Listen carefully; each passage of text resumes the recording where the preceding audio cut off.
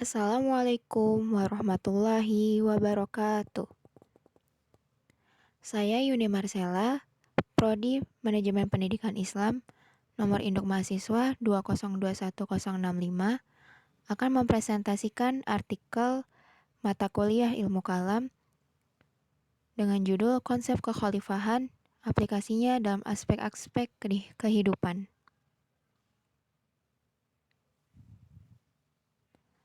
Pendahuluan. Menjadi pemimpin bukanlah perkara yang mudah. Banyak di antara kita yang ingin berpartisipasi menjadi seorang pemimpin. Seorang khalifah atau pemimpin menerima kekuasaan sebagai amanah dari Allah, disertai dengan tanggung jawab yang besar. Pemimpin juga harus memiliki hubungan yang dekat dengan Allah, agar seorang pemimpin selalu ingat akan tugasnya sebagai makhluk di bumi, yaitu sebagai khalifah atau pemimpin, dan juga sebagai Abdullah atau hamba Allah. Firman yang terdapat di dalam Al-Quran memerintahkan kepada siapapun para pemimpin di muka bumi ini guna melaksanakan tugasnya semata-mata hanya untuk Allah dan menunjukkan sikap baik kepada para pengikutnya. Selain itu, pemimpin juga harus efisien agar tidak menggunakan sesuatu yang bukan haknya. Generasi muda sekarang harus melahirkan para calon pemimpin yang memiliki kepribadian baik, berjiwa besar, serta tidak hanya mementingkan kepentingan pribadi. Pemimpin yang memiliki sifat penolong sedikit demi sedikit dapat meringankan beban kaumnya atau rakyatnya. Serta sebagai seorang pemimpin, dia harus memiliki sifat bertakwa kepada Allah agar dapat menjadi pemimpin yang benar-benar diinginkan oleh rakyatnya.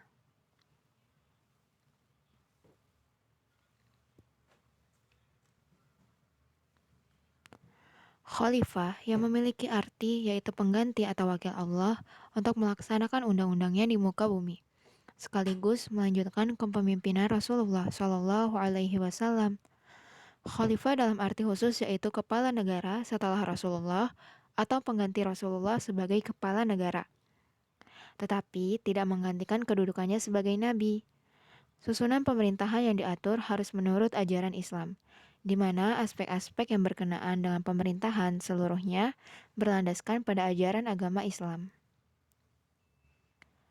Sebanyak 116 kali kata khalifah dan turunannya disebut dalam Al-Quran. Kata khalifah diulang sebanyak 8 kali. Salah satunya berbentuk tunggal atau mufrad yang terdapat pada surat Al-Baqarah ayat 30. A'udzu billahi minasyaitonir rajim. Bismillahirrahmanirrahim. Wa idz qala rabbuka lil malaikati inni ja'ilun fil ardi khalifah. Qalu ataj'alu fiha may yufsidu fiha wa yasfiku dima' wa nahnu nusabbihu bihamdika wa nuqaddisu lak. Qala inni a'lamu ma la ta'lamun. Sadaqallahul azim. Apabila melihat beberapa kamus, kita bisa melihat beberapa definisi kata khalifah sebagai berikut. 1. Bentuk kejadian dari khalifah yang mempunyai arti memerintah atau imarah dan mengandung makna kasroh atau banyak, yaitu memerlukan kesungguhan banyak untuk mengemban tugas khalifah. 2. Pemimpin agung atau as-sultan al-azim. Dan yang terakhir, menggantikan kedudukan orang banyak.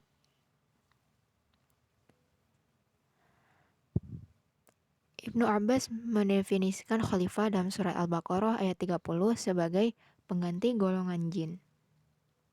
Ibnu Mas'ud mendefinisikannya sebagai pengganti Allah dalam menegakkan hukum-hukumnya di antara para makhluknya. At-Tabari dengan menggunakan riwayat dari Ibnu Abbas dan Ibnu Mas'ud mengatakan bahwa yang dimaksud dengan kata khalifah adalah Adam dan keturunannya yang taat pada perintah dan aturan Allah Subhanahu wa Ta'ala. Syekh Ismail Al-Birusawi menafsirkan kata khalifah sebagai pemimpin semua makhluk. Mustafa Al-Maraghi menafsirkan manusia yang diberi wahyu Allah tentang syariat-syariatnya, termasuk di dalamnya adalah manusia yang mempunyai kemampuan luar biasa. Dari perbedaan-perbedaan pendapat ulama di atas, dapat ditarik kesimpulan bahwasanya di dalam kata khalifah terkandung makna pergantian generasi sebelumnya. kepemimpinan, dan penggantian Allah untuk menegakkan hukum-hukumnya di muka bumi. Pernyataan ini sekaligus memperlihatkan tugas manusia sebagai khalifah. Adapun konteks di dalam surat Yunus ayat 14 mengisahkan tentang kaum-kaum yang mengingkari kerasulan nabi-nabinya. Setelah menghancurkan, Allah gantikan mereka dengan generasi-generasi setelahnya. Dan ini mengisyaratkan bahwa tugas manusia di dunia ini adalah sebagai pengganti dan penerus-penerus pendahulunya.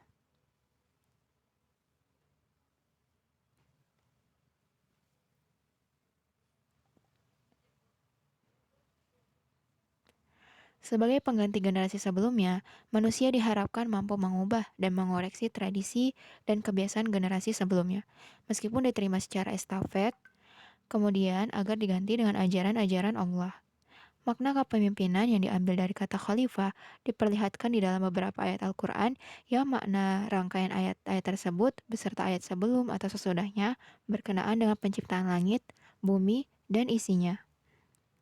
Tugas mengurus dan mengelola bumi dan seisinya guna dijadikan sarana takwa kepada Allah Subhanahu wa taala, hubungan antar manusia dan sesamanya serta alam secara harmonis.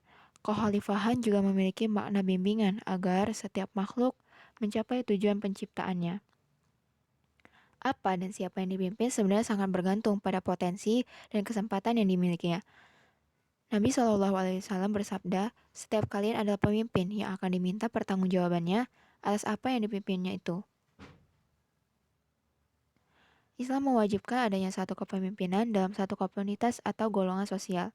Permasalahan mengenai pengangkatan manusia sebagai khalifah atau pemimpin bumi memunculkan pertanyaan yang diajukan malaikat seperti yang dijelaskan dalam surah Al-Baqarah ayat 30, yang merupakan protes terhadap Allah Subhanahu wa taala atas pengangkatan atau ditunjukkannya manusia sebagai khalifah fil ard.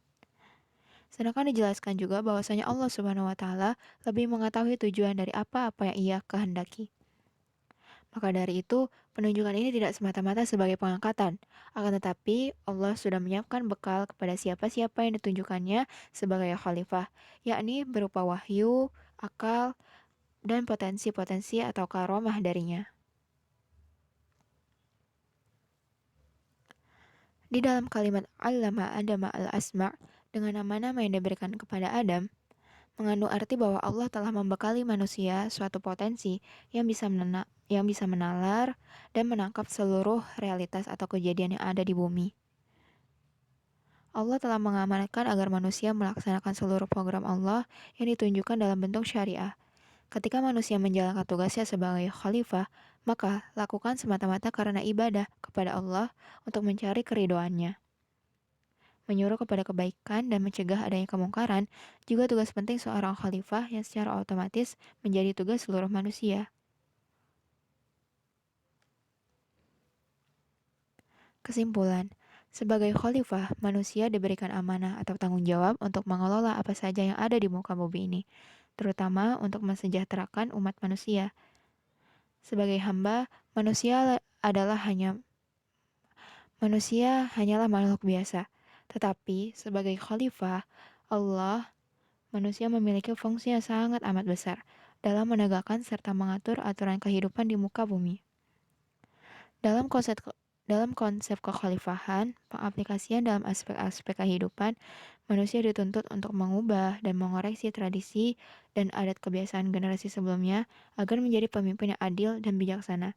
Dalam konsep kepemimpinan, terkandung tugas mengurus dan mengelola potensi bumi dan seisinya untuk dijadikan sarana takwa kepada Allah Subhanahu wa taala. Demikian presentasi yang dapat saya sampaikan. Kurang lebihnya mohon dimaafkan. Wabillahi taufiq wal hidayah. Wassalamualaikum warahmatullahi wabarakatuh.